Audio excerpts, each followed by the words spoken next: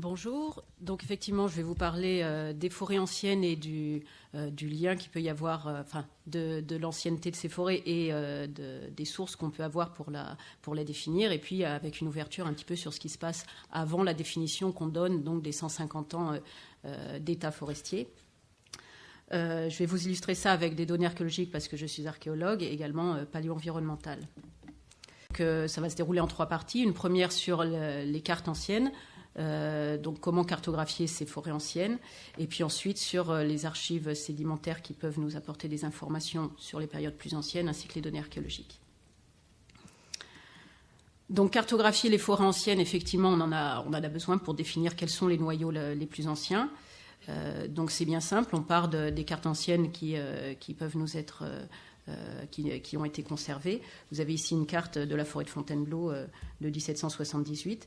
Qu'est-ce qu'on fait ensuite ? À partir de ces cartes anciennes, on va les numériser, les géoréférencer. Donc là, ici, c'est un peu déformé, mais voilà, donc là, réorienter la carte. Et ensuite, on va digitaliser tous les espaces boisés à cette période-là. Donc ici, vous avez en rouge l'espace boisé qu'il y avait en 1778. Et ce qui va nous permettre de comparer avec l'espace boisé actuel. Le petit trait rouge foncé tout autour correspond à la limite actuelle de la forêt. Donc ça nous permet de comparer un état ancien avec l'état actuel. Et bien sûr, cette opération peut être multipliée avec bon nombre de cartes anciennes sur un même espace. Donc, je vais vous donner un exemple ici. Là, c'est la forêt régionale de Rosny qui se trouve dans le Val d'Oise, où on a fait ce petit exercice, mais à partir de plusieurs cartes anciennes.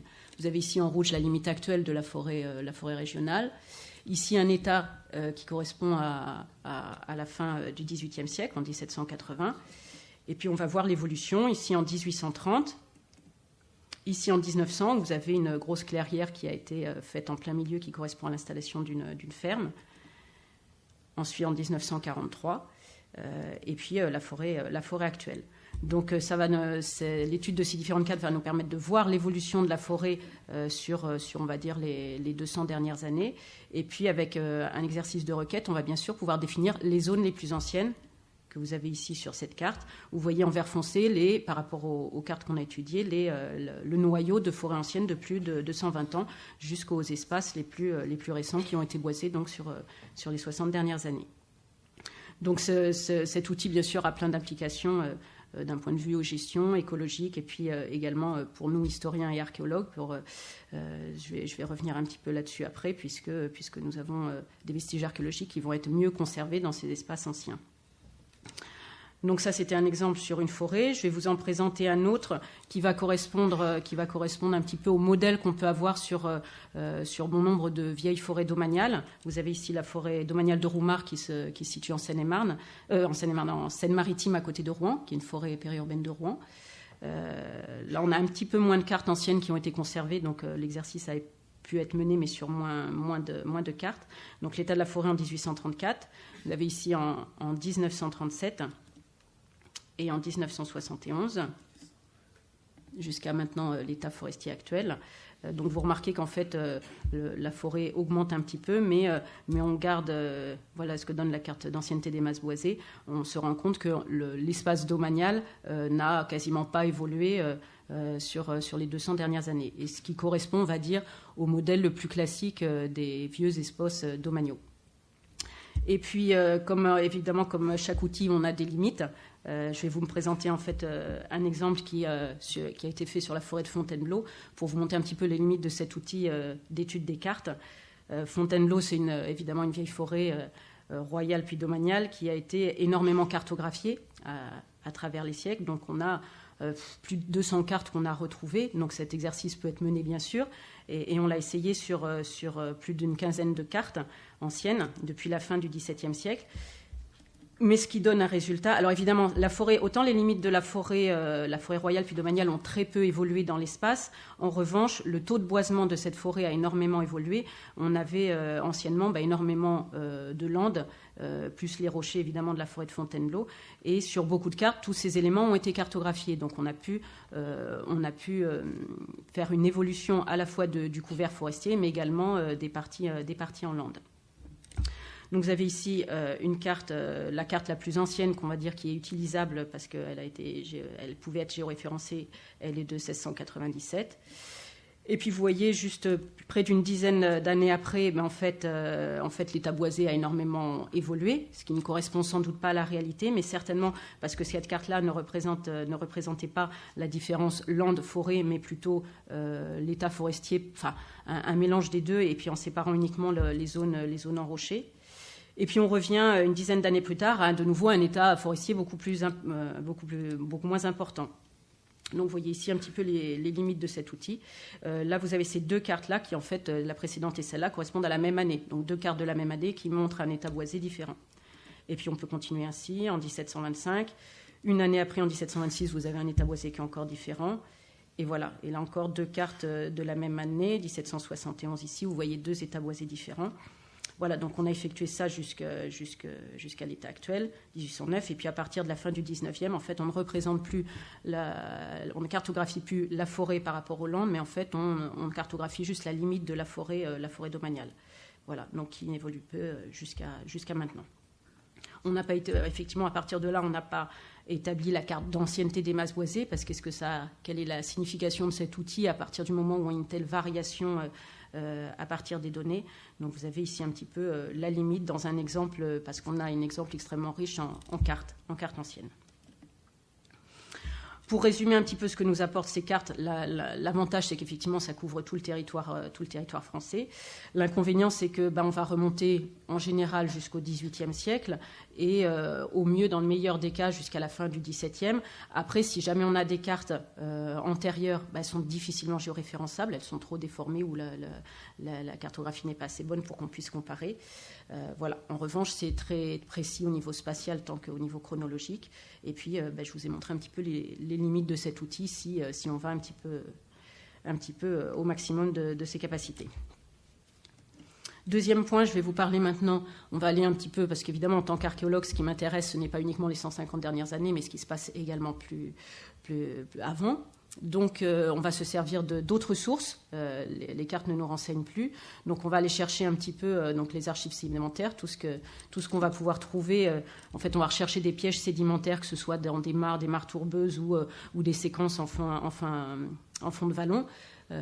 Ces archives-là, bien sûr, vont être étudiées stratigraphiquement. Donc, on va prélever tout ça.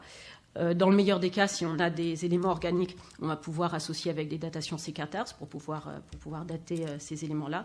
Et puis, on peut éventuellement, en fonction des sédiments qu'on a, analyser ces sédiments, que ce soit avec les pollens, la palynologie ou les charbons ou des microcharbons qui vont pouvoir nous donner des éléments en fait par rapport à la végétation et à son évolution. Ici, une photo d'un carottage dans une tourbière en forêt de Fontainebleau. Quelques exemples. Ici, vous avez un diagramme chronostratigraphique prélevé dans une tourbière en forêt de Dourdan. Alors, il n'y a pas de petit pointeur. Vous avez donc en fait sur la gauche le descriptif du carottage et puis sur la droite les datations associées. Donc la datation la plus ancienne que vous voyez en bas correspond à la période antique, entre 85 et 322 de notre ère. Voilà ici. Donc en fait, très probablement cette mare a été creusée à l'époque antique ou à l'époque gauloise avant, et très probablement ici on est dans un sous-sol de meulière, donc il s'agit très probablement d'extraction de meulière pour la construction. C'est un phénomène récurrent dans la région. Donc avec abandon de cette mare et puis au départ colluvion, donc avec des éléments uniquement détritiques, des apports détritiques. Et puis au bout d'un moment certainement, ce trou, cette excavation va se mettre en eau et avec de la végétation et on va avoir des dépôts organiques que vous avez entre les phases 7 et la phase 3, avec une datation vers la phase 3 qui correspond au Xe siècle, enfin entre le 8e et le Xe siècle. Et puis à partir de ce moment-là, l'établissement d'une tourbière asséenne que l'on a jusqu'à maintenant. Ça, c'est un exemple effectivement de prélèvement. Ce qu'on peut effectivement mettre en évidence dans d'autres cas, ça peut être des successions de périodes avec végétation, donc avec des dépôts organiques, et puis avec des périodes avec moins de végétation, donc sans doute un défrichement, une ouverture du milieu quand on a de nouveau des dépôts sédimentaires détritiques et non organiques. Exemple suivant ensuite, ça va être analyse de sédiments d'orditourbières et donc des pollens. Exemple là, vous avez exemple de pollen qui vont nous permettre de reconstituer le paysage environnant à différentes périodes, en tout cas de toute l'évolution. Vous avez ici, alors effectivement, pour ceux qui ne connaissent pas, c'est pas très visible, un diagramme palynologique qui va nous montrer un petit peu. Ça a été effectué dans une tourbière en forêt domaniale de Sénart dans les Saônes. J'ai perdu la souris, voilà. Vous allez vous concentrer sur la colonne du milieu, en fait, qui va montrer cette petite-là, qui va montrer chronologiquement, depuis la période la plus ancienne en bas jusqu'en haut. La petite ligne va vous montrer l'évolution, en fait, du nombre de pollen d'arbres par rapport au nombre de pollen d'herbacées, et donc va vous représenter schématiquement, en fait, un milieu ouvert ou peu ouvert. Ici, en bas de la stratigraphie, on est en période antique, donc sans doute des débuts de période gallo-romaine, où on a eu certainement aussi ici le cas d'un creusement pour l'extraction de meulières et donc création d'une mare. Hop. Donc cette période-là, en fait, la proportion de pollen d'arbres par rapport au pollen d'herbacées est très inférieure, et c'est associé également ici à des pollen de céréales. Donc on a, durant toute la période antique, donc on est en plein milieu de la forêt de Sénart, un milieu qui est complètement ouvert, enfin en tout cas très peu boisé, et avec installation de cultures. Ici, on arrive au Moyen-Âge où, en fait, certainement abandon des champs et des pâtures avec une augmentation du pollen d'arbres très importante. Et puis, je ne vais pas vous décrire tout le diagramme, mais on a aussi des variations, en fait, entre l'Antiquité et puis la période moderne actuellement.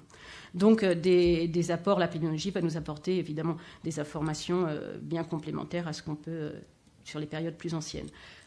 L'avantage avec ce type de données, c'est qu'on a une très grande durée d'enregistrement, donc on va pouvoir avoir des informations qui vont remonter à plus de 10 000 ans, du moins, enfin, si on a des chances d'avoir des grandes stratigraphies, mais on peut avoir tout l'Holocène, même à Vancouver. On va travailler à l'échelle du bassin versant, et pas à une échelle aussi vaste qu'on peut avoir en cartographie. L'inconvénient, c'est qu'on va avoir évidemment, on peut avoir des discontinuités d'enregistrement de la sédimentation, et ces discontinuités vont être difficilement perceptibles, sauf si on fait des datations évidemment à chaque prélèvement, ce qui redevient plus onéreux. Et puis le problème également, c'est que en termes de représentation cartographique, cette information-là va être difficilement cartographiable. On va pas difficilement pouvoir vous dire, puisqu'on a des éléments, par exemple, d'un champ à travers les diagrammes palyno, où est-ce qu'est ce champ et où est-ce qu'on ne peut pas le cartographier précisément, même si on sait qu'il est à proximité du lieu de prélèvement. Je vais passer maintenant sur les données archéologiques et l'apport que l'on peut avoir. Donc, la forêt, le milieu forestier est un milieu qui est riche en vestiges archéologiques. L'homme, comme on l'a dit, la forêt, elle a bougé dans le temps, dans l'espace, et l'homme aussi s'est implanté à différents lieux. Donc, on est susceptible de retrouver en forêt des vestiges de toute période et de toute nature. Et ces sites vont être bien conservés parce que la forêt, forcément, depuis qu'on est retourné en milieu forestier, c'est un milieu beaucoup moins sensible à l'érosion naturelle et également érosion anthropique, puisqu'on va avoir beaucoup moins de labour en milieu forestier que l'on a en milieu ouvert agricole ou urbain. Pour illustrer cela, quelques exemples donc de types de vestiges de toute période. Vous avez en haut ici un tertre funéraire du néolithique. En bas à gauche, une voie gallo-romaine, et ici les vestiges d'un habitat médiéval. Donc ces vestiges vont se conserver puisqu'on a effectivement moins d'érosion. On va les retrouver conservés en relief. Vous avez ici un talus suivi d'un fossé. Il s'agit d'un enclos gallo-romain. Et puis parfois même des substructions encore conservées en élévation, ce qui bien sûr ne peut pas se retrouver en milieu ouvert. Et si même on ne perçoit pas grand-chose en surface, si pour peu qu'il y ait des fouilles archéologiques sur la photo de droite, les structures sont très bien conservées en stratigraphie sous le sol. Et puis bien sûr, toutes les périodes sont représentées depuis, on va dire, les vestiges qui sont susceptibles de laisser des traces en élévation, donc depuis parfois le néolithique jusqu'aux périodes contemporaines. Ici, vous avez des traces d'une tranchée de la Première Guerre mondiale. Jusqu'à présent, les vestiges archéologiques étaient relativement peu étudiés, peu connus, enfin en tout cas pas toujours bien décelés en milieu forestier. Les archéologues ont commencé à faire attention à la forêt, on va dire, il y a une vingtaine d'années, mais auparavant c'était un milieu un petit peu hostile, il y avait plein d'arbres, c'était pas évident à prospecter et encore moins à fouiller. Donc souvent la forêt était un milieu peu connu en vestiges archéologiques, même s'il se conserve bien. Et puis depuis l'arrivée du LIDAR, donc des relevés laser aéroportés, et ça a un petit peu révolutionné l'archéologie forestière. Donc pour rappel, juste, il s'agit d'un laser qui est aérien par vol avion ou hélicoptère, qui va capter, qui est envoyé au sol et qui va capter tous les points depuis le sommet de l'arbre jusqu'au sol. Donc nous, ce qui nous intéresse en tant qu'archéologue, c'est ce qui reste au sol, mais avec une densité de points suffisamment importante, on va pouvoir établir une microtopographie du sol, donc un relevé très très précis. Quelques exemples ici ensuite de différents traitements qu'on peut faire avec ces points. Là, vous avez ici une villa gallo-romaine en forêt de Bretonne, dont on voit c'est une villa qui était connue bien avant qu'il y ait le vol LIDAR, mais en revanche, de nouvelles structures sont apparues qui n'étaient pas forcément visibles sur le terrain. Autre exemple ici, un oppidum gaulois dont vous voyez ici plusieurs remparts. Donc vous avez un gros double rempart ici, un autre là, un troisième là. Et ce site est bien sûr connu depuis la fin du 19e, mais ce qui n'était pas connu, c'est que bien sûr, la cartographie des structures a pu être faite bien plus précisément, et puis il y a un nouveau rempart qui est apparu avec les relevés LIDAR. Donc différents traitements. Ici en forêt domaniale de Sénart, un vol qui a été effectué pour relever tous ces petits, je vois pas très bien là, tous ces petits zigouigouis là qui correspondent à des tranchées de la Première Guerre mondiale, et qui a permis de mettre en évidence également ces petits tracés linéaires blancs qui correspondent à un parcellaire plus ancien, indécelable sur le terrain, d'où l'intérêt de cet outil, c'est qu'on va pouvoir mettre en évidence des vestiges qui sont très très ténus. Donc ce parcellaire probablement gallo-romain. Sur le terrain, vous avez ici une photographie, donc on ne voit pas grand-chose. En fait, on a une très très faible levée de terre qui correspond à peu près, on a une trentaine de centimètres d'élévation sur 15 mètres de long, donc avec un peu de végétation, bien sûr, mais on ne voit pas grand-chose. Et là encore, c'est sans doute un des talus qui est le plus perceptible, que vous avez ici en coupe avec les points LIDAR, et qui probablement est antique. Il y a des sondages qui ont été effectués qui ont permis de trouver de la terre cuite architecturale très probablement antique dans les soubassements de ce talus. Donc outil merveilleux, puisqu'on va cartographier de grandes superficies, des parcellaires anciens, pas forcément décelables auparavant, et qui vont évidemment nous apporter beaucoup de choses quant à l'ancienneté de l'occupation de la forêt. Je reprends ici la forêt domaniale de Roumare. Donc on a vu tout à l'heure la cartographie ancienne. On avait donc une forêt ancienne, enfin en tout cas en forêt depuis plus de 170 ans, quasiment dans sa totalité sur l'espace domanial actuel. Il y a eu en 2009 un vol LIDAR. J'ai bientôt fini. Un vol LIDAR sur presque l'ensemble de la forêt, donc sauf les zones grisées. Les points en rouge correspondent aux sites archéologiques qui étaient connus auparavant, dont une majorité de ces sites sont gallo-romains. Le relevé LIDAR a permis de cartographier un grand nombre d'anomalies. Ici, ça, c'est les anomalies surfaciques. Et puis, un nombre de tracés linéaires absolument fabuleux. Il y en a partout sur toute la forêt. Ces éléments sont pour l'instant pas datés. Ça mérite... Les études sont en cours. C'est probablement, ce ne serait pas étonnant que ce soit antique, puisqu'on a une majorité d'occupation gallo-romaine sur le territoire. Et puis ça correspond à d'autres choses que l'on connaît par ailleurs. Autre exemple ici, donc tout ça pour compléter, pour vous superposer un petit peu les apports de toutes ces différentes sources. Vous avez ici en forêt régionale de Rougeot, en Seine-et-Marne, donc la cartographie de la forêt ancienne a été établie. Vous voyez qu'il y a une prospection archéologique. Les sites archéologiques sont majoritairement conservés dans l'espace le plus ancien. Donc effectivement, on revient à ce que je disais tout à l'heure, puisqu'il y a eu moins d'érosion des sols dans les espaces plus anciens, ça conserve potentiellement mieux.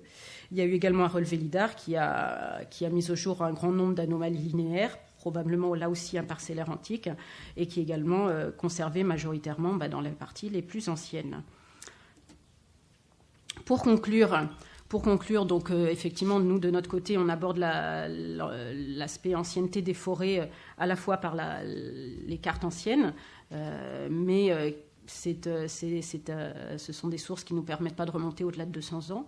Et puis, dans la mesure de nos moyens, on essaye de compléter avec de la palynologie quand on peut en avoir, qui va nous renseigner bien sûr sur des périodes plus anciennes.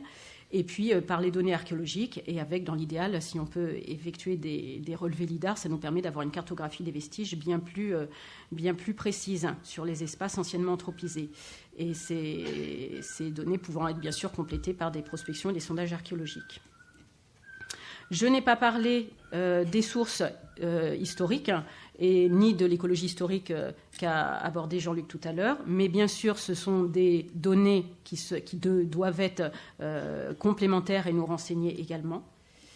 Et enfin, pour conclure complètement, pour nous, de notre côté, les études qu'on a menées jusqu'à présent, toutes les forêts anciennes que l'on a pu croiser, à chaque fois, on s'est aperçu qu'elles étaient anciennement occupées par l'homme, voire même qu'elles avaient été complètement modelées par l'homme, et que cet impact était encore visible actuellement sur le territoire. Voilà, je vous remercie de votre attention.